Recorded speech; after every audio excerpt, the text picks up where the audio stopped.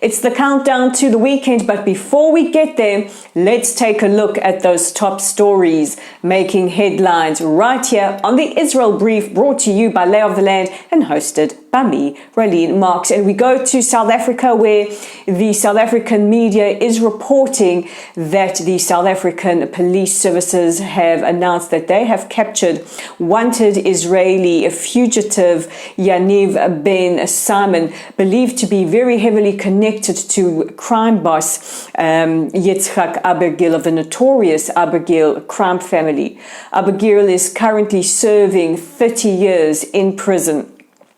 Now, Ben Simon was arrested along with 7 to 8 other men in the upmarket suburb of Bryanston in Johannesburg earlier today. He was found in possession of firearms, frequency, scrambling paraphernalia, drug paraphernalia including cocaine, a vast amount of money, several motorbikes and other.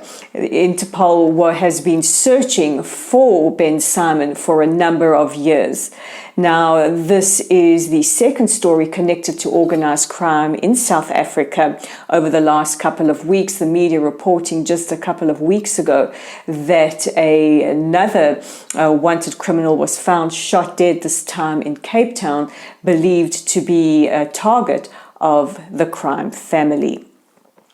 In other news today, and this looks extremely positive, Prime Minister-designate Benjamin Netanyahu spoke to the Turkish President Erdogan. The two leaders spoke for about 12 minutes. During this conversation, they spoke about a new era in relations between Israel and Turkey.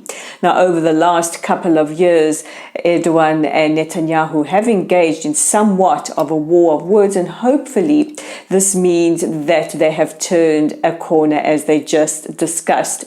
Netanyahu offered Erdogan his condolences about the terror attack that claimed the lives of 6 people in Turkey earlier this week. And in turn, President Erdogan expressed his condolences over the 3 Israelis murdered in a terror attack just 2 days ago. We have been speaking this week about the intentions of the FBI to launch an investigation into the circumstances surrounding the death of Al Jazeera journalist Shireen Abu Akleh.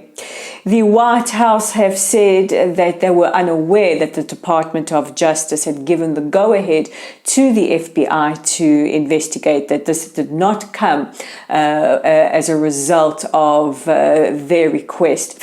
Meanwhile, an Israeli official has said that they don't expect very much ramifications over this investigation should it go ahead. And we're a few days before the big kickoff. This is for the World Cup soccer football, depending on what side of the ocean you reside on, in Qatar. Now, Israel's Ministry of Foreign Affairs have launched a campaign along with an app and a video explaining to Israelis all about the very, very strict Muslim customs and laws in Qatar. They have also appealed to Israelis who are going to watch the World Cup to tone down and not draw any attention to their Israeli identity. In fact, to rather just hide it altogether. Not to have flags, not to have Stars of David or Magen Davids. As many of you will be familiar, Qatar and Israel do not have friendly relations. In fact, it has taken quite a bit of work to have a consular office set up in Qatar for the duration of the World Cup that will service Israeli citizens while they're there. This will be in the capital city of Doha. Meanwhile, chartered flights will take Israelis and Palestinians together to Doha to view World Cup matches. It was reported in the Israeli media yesterday that Israeli airlines refused to fly to Qatar. And that brings us to the end of today's top stories. Don't forget to check back in next week, Monday to Thursday, as we do this all again. But in the meantime, please check out our website at www.layoftheland.online. A whole whack of original content.